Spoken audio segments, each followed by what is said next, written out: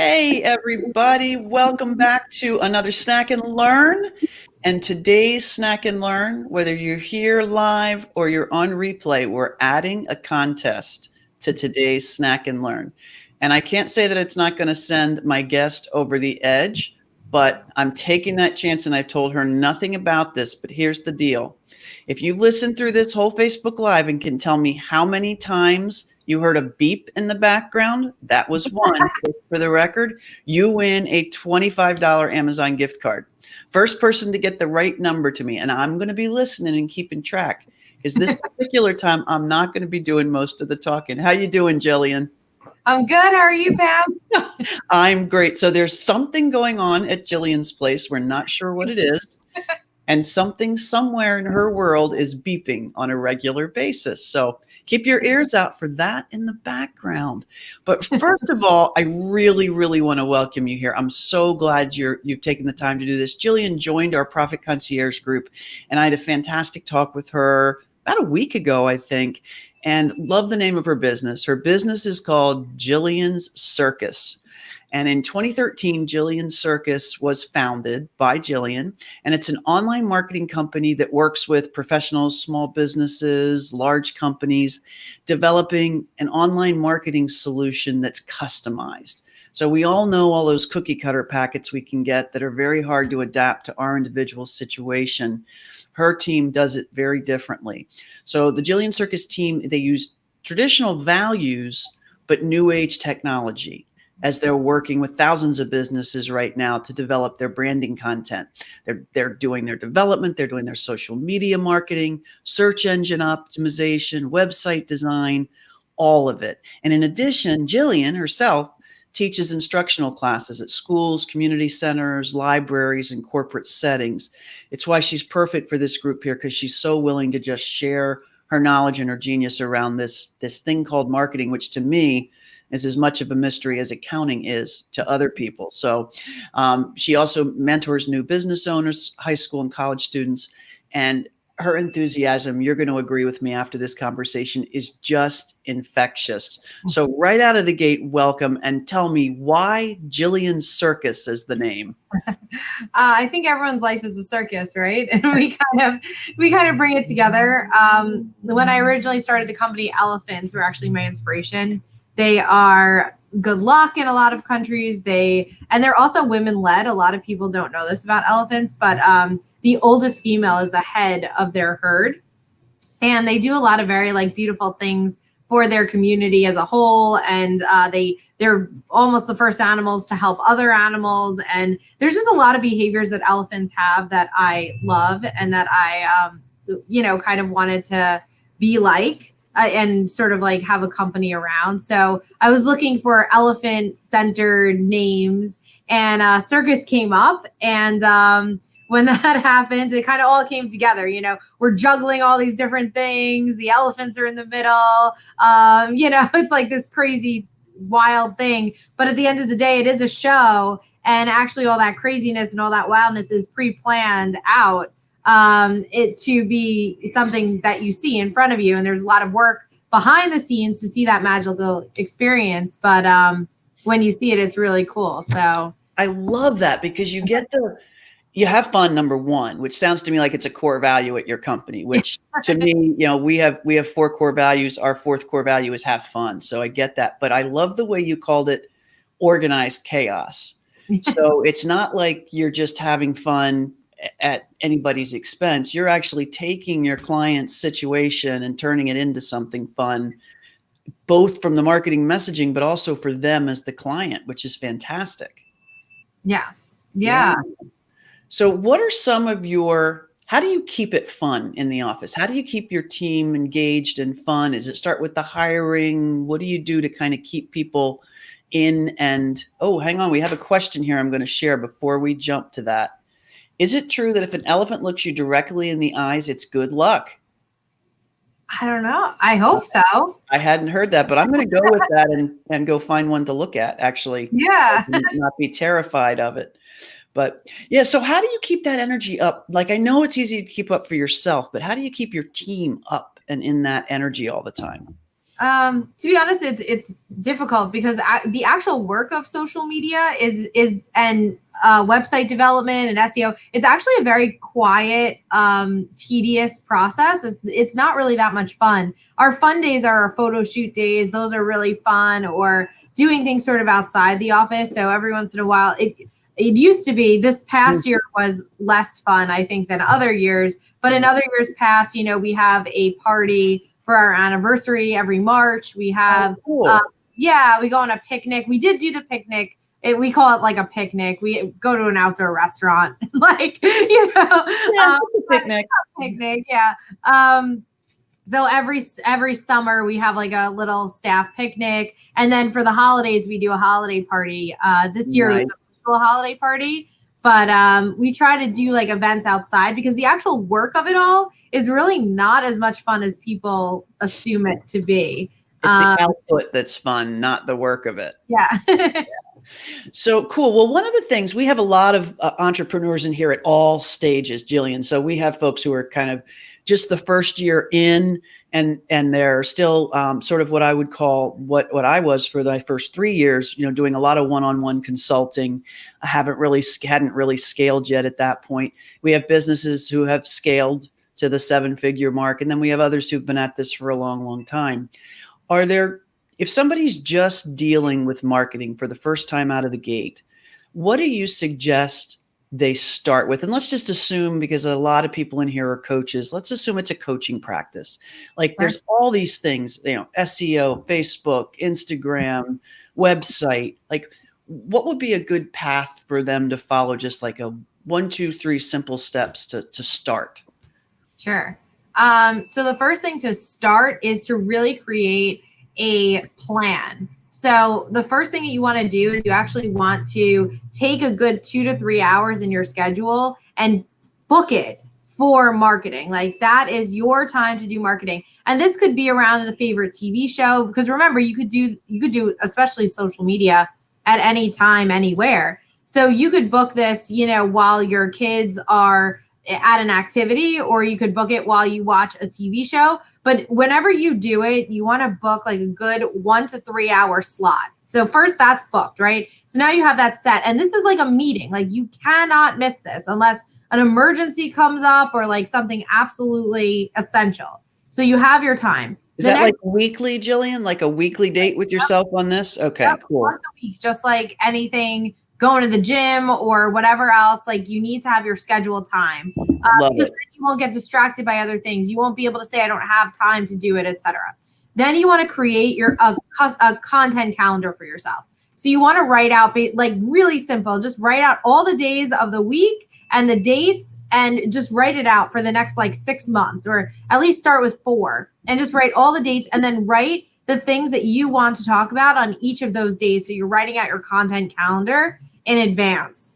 Are you writing out like the whole message at that point, or just kind of reminder to yourself, this is the topic, this is the topic? This is the topic, yep. So on Saturday, I want to talk about Facebook marketing. On Sunday, I want to talk about something that's going on in the community.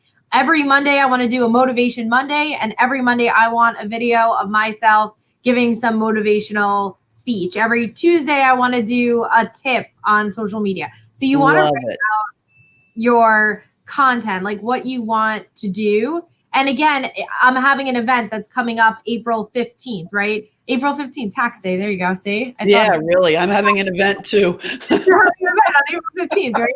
And then you kind of want to, everyone is. And then you want to like backtrack that. So if you're having an event on a day, then you want to say, okay, this is a day where the event is going to happen. I definitely want to post about it the day before. I want to post about it the week before, and you backtrack your marketing. Love it. Right? Love it. Because then you're going to have kind of certain themes a while before it's warm up, and then it's, hints, and then it's the hardcore launch type stuff. Exactly. One of the biggest challenges that I hear is people say they don't have time to do their marketing. And then they say when they do sit down to do it, they are so overwhelmed. Yep. Or it's so last minute. They're like, oh my God, I have an event coming up next week and I haven't promoted it. And now they're just trying to get the event together and they're trying to market it. And it's too much. You can't do everything. So if you have it written in advance, it's going to take that pressure down quite a bit. I love that. I love that. I get kind of reminded, like, so weekends are where I kind of get reoriented and ready for the next week. And on the weekends where I do that and I know my calendar the next week and everything I have to do, I go into that week so calmly because I just know, oh, I just have to work my way through my calendar and my priorities. But if I haven't done that plan, it's chaos. It's like I come up to a meeting, I'm like, oh my God, I'm not prepared, whatever that might be. So I love that idea. So number one was plan, set yourself time once a week. And you can also pick a time that's, maybe you may be doing something else secondarily, but then keep that date. And number two, to deal with the overwhelm, just set a calendar and pick, even for starters, a 4-month time frame. What do I want to do in the next 4 months? Yeah. Awesome. These are fantastic. Okay, what next? And then start to develop that content. So now you could develop that content in advance. So if you know the content that's coming up, you could start to film it. You don't have to film everything in one day. Maybe do one day where you do all your Tip Tuesdays. Remember, if you're doing one Tip Tuesday a week, every Tuesday, you only need 4 a month. In February, you only need 3. So you kind of plan those out in advance, and that way you have that content there. Typically, we plan a month in advance to a quarter. So for our B2B clients, we're planning monthly. So anyone that's business related or service related, it's monthly. Product related, you do want to do quarterly, and you actually want to do the quarter past the quarter that you're in. So right now we're in winter. You actually want to start filming for spring. Got it. And it could be filming, but it also could be written content. It could be photographs. It could be whatever. You just start piecing it together ahead of time. And the big thing I heard in that messaging is batches, batches, batches. Batch all your filming, batch all your writing. And would you use that 1 to 3 hour date you made with yourself? The first thing you're doing is creating your calendar, but then after that's created, you jump into the creation of the actual media or whatever you're going to use. Yep. So we typically schedule 8 posts out.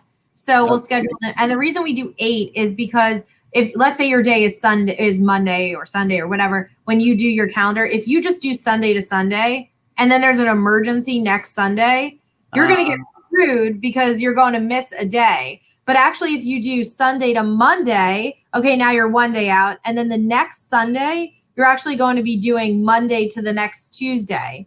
And eventually you're going to find yourself very much far ahead. And then like that. A week where you don't have as much posting to do because you're almost too far ahead. That is a great tip. Yeah. Do 8 days of planning every week. I love that. And that way things come up. Listen, life happens, right? So every basically, I guess, 7 weeks, you'll be a full week ahead. Yeah. That is such a cool tip, even for anything, not just social media planning. That is great. So guys, that's 3 steps you could put in place right today, right? Set a plan, go ahead and create the content, and then start batching together the creation of it in a way that lets you deliver it. So that's cool. So another question I always get, I'm taking full advantage of you being here today because these are all my questions. How important is a website to somebody just starting out? Honestly, a website is essential. It's really essential, especially if you can make it sell for you. I really highly recommend that you get a website. Is an investment. I will tell you, it's worth the investment if you actually say, how much do I want to make an hour, right? Like, how much do I want to get paid an hour? And then you say, okay, I'm going to develop my own website. Start to calculate how much that's actually costing you, which is a funny thing to think about in that way. But it actually does cost you more to do it yourself than it does to hire somebody. And it'll be done well. And now Google is rolling out a new update, which the last time it rolled out an update, everything had to be mobile friendly. That was the last big update that it did. It's rolling out another large update, which is going to change the algorithms for your website. So you do want to make sure that you have a professional who is on your website, who is up to date on your website, who's creating it for SEO purposes. But you also want to make sure that you have a website that sells for you, not just something that has your picture and your name and, like about information, like that's great. And you need it, it's necessary, but also have a website where people can actually, it's a sales tool. So it actually pulls people through a process. And then if you do have product, obviously, you want to sell that product. If there are a lot of coaches on here, I know a lot of coaches create lesson plans, or they create like some sort of something like an ebook. Curriculum. Yep. Yeah, exactly. There's a lot of things that you can actually sell. Yep. I highly recommend developing those and then putting them on your website so that people can get like a little taste at least and then move forward. Yeah. We're getting a couple of questions. Do you mind hanging out and answering a couple of questions? Yeah. All right. So the first question, what is the difference between a website and a landing page? And which one is more important for somebody right out of the gate? So websites are bigger. So a landing page is just literally one page. It's a one pager. There's no tabs. So a website, typically starter website starts with 6 tabs. It's like home, about, services, contact, maybe events, or, there's some other like unique tab. So a landing page is just one page. So it's just a home page, and you can kind of scroll down. If you're stuck for time, right? So if you're launching something and you don't have a lot of time, having a landing page kind of stuck up there just so you have something that's your branding and that looks good is perfect. A landing page can also be used for small like programs that you do that are sort of fleeting. So if it's an event, you can have a landing page for that particular event. If it's a promotion or a special or a discount or something like that, you can get like one landing page for that particular situation. I love that. And like in Trish's case, Trish runs a not-for-profit. So when we're doing our fundraising, for example, we could create a landing page for people to go to learn more about that effort, but we'd still have a website for the not-for-profit that just gives them all the information. Great question, Trish. Broken link. Yep. All right, I got another one for you here. And that is going live a great way to boost your algorithm? I'm thinking they mean in Facebook. I don't know. I don't know if it's a great way to boost your algorithm necessarily, but if people do watch your live, well, in some ways it is. Like if people are watching your live videos, then it does signal to Facebook that you, or Instagram or wherever you're going live, it does signal that those people watching are interested in your content. Yeah. So it will connect in that way. So if you're talking about like Facebook posts, yes, it does help. But the thing that really drives the algorithm is how people interact and engage with it, right? Right. Yeah. So that's important. Going live is another way to interact with with someone's content. So if you're going live and people are watching it, those people now are interacting with your content. And so those people in particular will start to see your content more often. I tripped over this so much in the beginning. I would go into Facebook or like a whole bunch of stuff. I'm sorry, Pam, you're breaking up a little bit. I didn't hear what. I'm sorry, what was that? Make sure Wi-Fi is still good. Can you hear me now? A little bit better. I'm so sorry.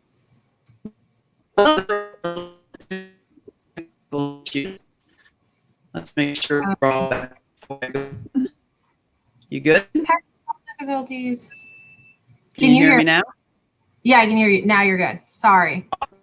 Okay, what I was going to say is I used to do No. Reason. Yeah. Yeah. My heaters are Ethernet. By the way, for people that don't know, my heaters are beeping for some reason. If anyone on here knows about heaters and beeping, please let me know. I've tried to switch off the breaker and it's not working. So comments. Consistency, talk about consistency. Okay, consistency, not in heaters. Consistency in marketing is essential, super, super essential. Please be consistent. That's part of the reason to come up with a content calendar and do everything in advance so that there is consistency and you can ensure consistency. So you want to make sure you're posting every single day. Facebook, Instagram, LinkedIn, every single day there should be a post. I try to put out an email blast every single week. I try to do a blog post every single week, although the blogs are harder. I'm not a writer. Some of you might be better writers. If you are, you should put out blog posts. Consistency is absolutely key. I get calls from people, honestly, 4 years later or 3 years later, I've been getting your emails for the last 4 years or 3 years or 5 years, and I wasn't ready before, but I'm ready now. And so if I don't keep doing that, and if I don't keep putting that out there for people, they're not going to remember. I also, at this point, I get several leads a day. I mean, just natural leads. My friends will call me. People in the community will call me. People that have worked with me before, they'll call me. And I get these leads because I'm consistent and because I'm on their minds all the time. So they remember me. If somebody says the word social media, they're like, oh, you have to talk to Jillian. She does social media. Or if they see the word website development, they're like, oh, you got to talk to Jillian. Like, she does that. Or even if they say, photography now, or, all kinds of things, like, people just refer me. And anything, if I don't do it or if I'm not great at it, I'll just refer them to somebody that I know. But the point is that people are thinking about you and thinking about me. And that's what consistency really does. So absolutely be consistent is absolutely essential. I don't know if I am having, one of the things that has made a difference. So when I started doing these lives, and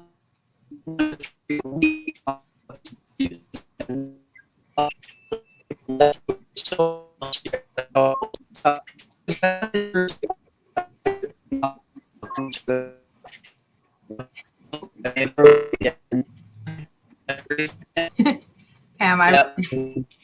there we go.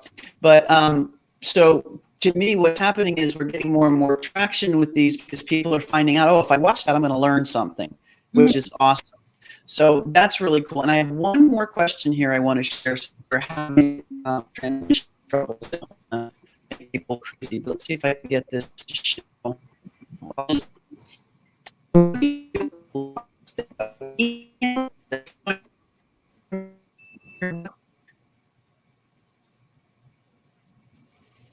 Oh, you there? Yeah. Okay, did you hear the question okay or not? Nope. One more time. Do the blog? Do they get email? Do they get a website? Somebody's asked that question. If they get what? What was it? Should they get email on the website? Should they get emails through the website? Or to a website? Post it or email it? Wait. I'm sorry. Post or email. I'm so sorry. I don't know. I don't know what the question is, but I would love to answer it. Blogs to be emailed out. Yes. Yes.